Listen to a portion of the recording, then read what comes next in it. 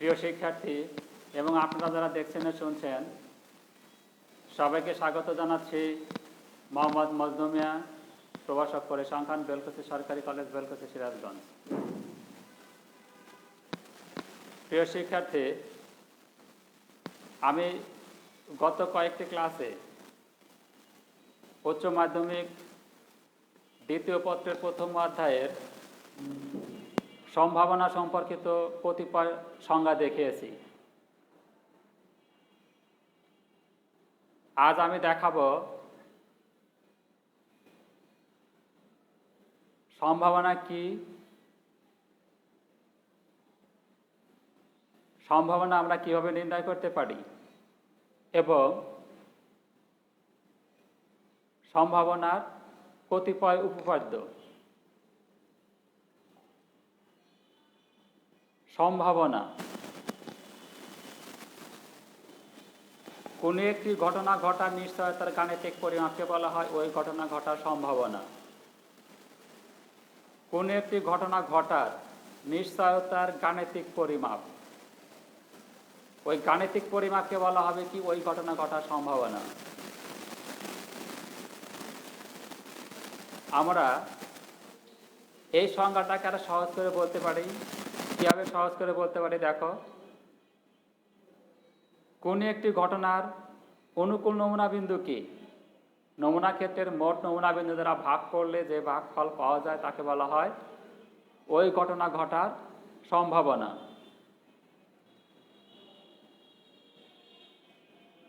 ঘটনা কি সেটা আমাদের মনে আছে, নমুনা ক্ষেত্র কি তা মনে আছে। নমুনা ক্ষেত্রের মোট নমুনা বিন্দু, কোন ঘটনার অনুকূল নমুনা বিন্দু,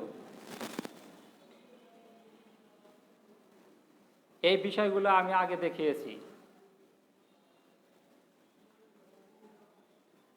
কোন একটি ঘটনার অনুকূল নমুনা বিন্দু, অনুকূল নমুনা বিন্দুকে নমুনা ক্ষেত্রের মোট নমুনা বিন্দু দ্বারা ভাগ করলে যে ভাগফল পাওয়া যায় তাকে বলা হয় ওই ঘটনা ঘটার সম্ভাবনা।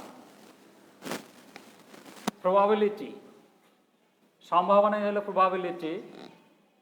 কোন একটি ঘটনা কোন একটি ঘটনা এই ঘটনার অনুকূল নমুনা বিন্দুর সংখ্যা m, নমুনা ক্ষেত্র স্যাম্পল স্পেস s, নমুনা ক্ষেত্রের মোট নমুনা বিন্দুর সংখ্যা n।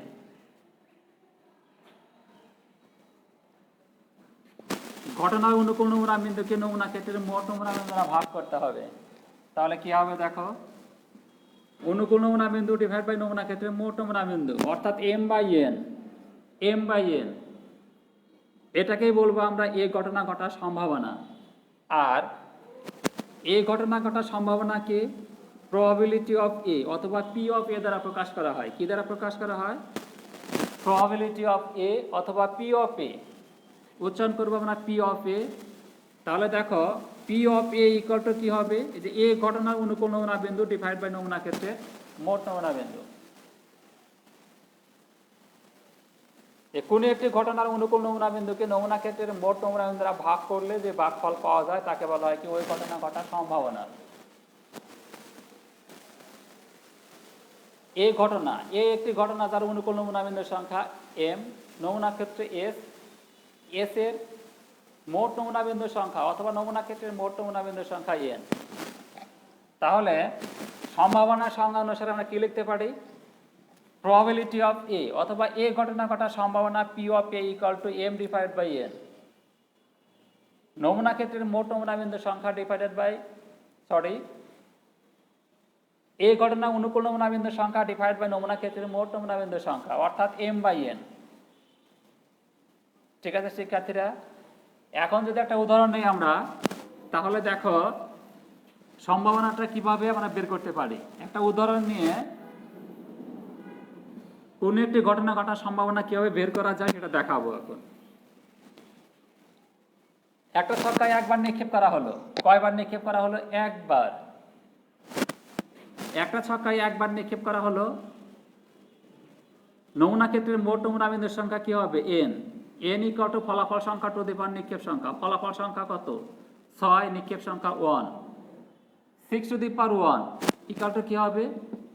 6। এবং নমুনা ক্ষেত্রে s ইকুয়াল টু হবে দেখো 1, 2, 3, 4, 5, 6। এ একটি ঘটনা যেখানে জোড় সংখ্যা আসবে, এ একটি ঘটনা যেখানে জোড় সংখ্যা, তাহলে দেখো এ ইকুয়াল টু কত হবে 2 4 6। এই ঘটনার অনুকূল নমুনা বিন্দুর সংখ্যা m ইকুয়াল টু 3। অতএব দেখো আমরা লিখতে পারি ছক্কা নিক্ষেপ পরীক্ষায় জোড় সংখ্যা আসার সম্ভাবনা, ছক্কা নিক্ষেপ পরীক্ষায় জোড় সংখ্যা আসার সম্ভাবনা কি হবে, প্রবাবিলিটি অফ এ। কেন তা হবে, যেহেতু জোড় সংখ্যা আসাকে আমরা এই ঘটনা দ্বারা এ দ্বারা প্রকাশ করেছি, অতএব P of A equal to কত হবে, নমুনা এই ঘটনা অনুকূল নমুনা বিন্দুর সংখ্যা ডিভাইড বাই নমুনা ক্ষেত্রের মোট নমুনা বিন্দুর সংখ্যা m by n equal to কত হবে 3/6 ইকুয়াল টু 1/2। 3/6 equal to 1/2। ঠিক আছে শিক্ষার্থীরা, তাহলে কি আসলে দেখো এখানে একটা ছক আমি একবার নিক্ষেপ করলাম, নমুনা ক্ষেত্রের মোট নমুনা বিন্দুর সংখ্যা n ইকুয়াল টু ফলাফল সংখ্যা টু দি পাওয়ার নিক্ষেপ সংখ্যা ইকুয়াল টু কত হবে 6 to the power 1 equal to 6। নমুনা ক্ষেত্রে 1 2 3 4 5 6। এ একটি ঘটনা থেকে জোড় সংখ্যা আসবে, তাহলে এই ঘটনা অনুকূল বিন্দু কি কি হবে 2 4 6, অর্থাৎ এই ঘটনা অনুকূল নমুনা বিন্দুর সংখ্যা m ইকুয়াল টু 3। অতএব সম্ভাবনা সংজ্ঞা সাথে কি লিখতে পারি আমরা, যে পি অফ এ অথবা জোড় সংখ্যা আসার সম্ভাবনা P of A equal to m divide by n equal to 3/6 equal to 1/2। তাহলে এখান থেকে স্পষ্ট আমরা বুঝতে পারছি এটাই যে কোনো একটি ঘটনার যদি আমরা সম্ভাবনা বের করতে চাই, কোনো একটি ঘটনা ঘটার সম্ভাবনা যদি আমরা বের করতে চাই, তাহলে কি করতে হবে, ওই ঘটনা অনুকূল নমুনা বিন্দুর সংখ্যা বের করতে হবে, আর নমুনা ক্ষেত্রে মোট নমুনা বিন্দুর সংখ্যা আমাদের জানতে হবে বা বের করতে হবে। কোনো ঘটনা অনুকূল নমুনা বিন্দুর সংখ্যাকে আমরা নমুনা ক্ষেত্রের মোট নমুনা বিন্দুর সংখ্যা দ্বারা ভাগ করব, ভাগ করলে যে ভাগফলটা আসবে সেটাই হবে ওই ঘটনা ঘটার সম্ভাবনা। ঠিক আছে শিক্ষার্থীরা, তাহলে সংজ্ঞা কি বলা হয়েছে দেখো, যে কোনো একটি ঘটনা ঘটার নিশ্চয়তার গাণিতিক পরিমাপ। এখন এই ঘটনা ঘটবে তার কতটুকু নিশ্চয়তা আছে, সেই নিশ্চয়তার গাণিতিক পরিমাপ কত 1/2। এই 1/2 বলা হবে ছক্কা নিক্ষেপ পরীক্ষায় জোড় সংখ্যা আসার সম্ভাবনা। এটাকে আমরা ভিন্নভাবে বলতে পারি, কীভাবে বলতে পারি, যে কোনো একটি ঘটনার অনুকূল নমুনা বিন্দুকে নমুনা ক্ষেত্রের মোট নমুনা বিন্দুর সংখ্যা দ্বারা ভাগ করলে যে ভাগফল পাওয়া যাবে তাকে বলা হবে কি ওই ঘটনা ঘটার সম্ভাবনা।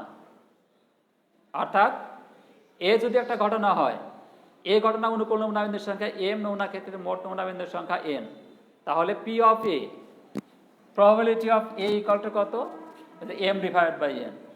এই ঘটনা অনুকূল নমুনা বিন্দুর সংখ্যা ডিভাইড বাই নমুনা ক্ষেত্রের মোট নমুনা বিন্দুর সংখ্যা। ঠিক আছে শিক্ষার্থীরা, এবার দেখো শর্তাধীন সম্ভাবনা। শর্তাধীন কি শর্তের অধীনে? শর্তাধীন সম্ভাবনা হলো কোনো একটি ঘটনা ঘটার ক্ষেত্রে যদি অন্য কোনো ঘটনা ইতিপূর্বে ঘটছে অথবা ঘটে নাই, ওই ঘটনার উপর নির্ভর করে, অন্য কোনো ঘটনা ইতিপূর্বে ঘটা বা না ঘটার উপর নির্ভর করে, তখন প্রথম ঘটনার সম্ভাবনাকে দ্বিতীয় ঘটনার সাপেক্ষে শর্তাধীন সম্ভাবনা বলা হবে। কোনো একটি ঘটনা ঘটার সম্ভাবনা যদি অন্য কোনো ঘটনা ইতিপূর্বে ঘটছে অথবা ঘটে নাই তার উপর নির্ভর করে, তবে প্রথম ঘটনার সম্ভাবনাকে দ্বিতীয় ঘটনার সাপেক্ষে শর্তাধীন সম্ভাবনা বলা হবে। ধরে বা মনে করি এ এবং বি দুইটি ঘটনা, এ ঘটনা ঘটার সম্ভাবনা যদি এ এবং বি দুটি ঘটনা, এ ঘটনা ঘটার সম্ভাবনা যদি বি ঘটনা ইতিপূর্বে ঘটছে অথবা ঘটে নাই তার উপর নির্ভর করে, তখন এ ঘটনার সম্ভাবনাকে বি ঘটনার সাপেক্ষে শর্তাধীন সম্ভাবনা বলা হবে। এবং সেক্ষেত্রে আমরা লিখবো এভাবে, দেখো P of A given B, আর এটা ইকুয়াল টু হবে দেখো P of A intersection B divided by P of B. অনুরূপভাবে এটা কি হতে পারে, উল্টা হতে পারে। কিরকম উল্টা হতে পারে, দেখো বি ঘটনা ঘটার সম্ভাবনা যদি এ ঘটনা ইতিপূর্বে ঘটছে অথবা ঘটে নাই সেই সম্ভাবনার উপর নির্ভর করে, তখন বি ঘটনার সম্ভাবনাকে এ সাপেক্ষে শর্তাধীন সম্ভাবনা বলা হবে। আর সেক্ষেত্রে দেখো P of B given A, P of B given A equal to হবে P of A intersection B divide by P of A. ঠিক আছে শিক্ষার্থীরা, তাহলে সম্ভাবনা এবং শর্তাধীন সম্ভাবনা খুব সহজে আমরা কি করতে পারবো, নির্ণয় করতে পারবো। আজ আর নয়, আমার আগামী ক্লাস দেখার আমন্ত্রণ জানিয়ে আজকের ক্লাস আমি এখানে শেষ করছি। ধন্যবাদ সবাইকে।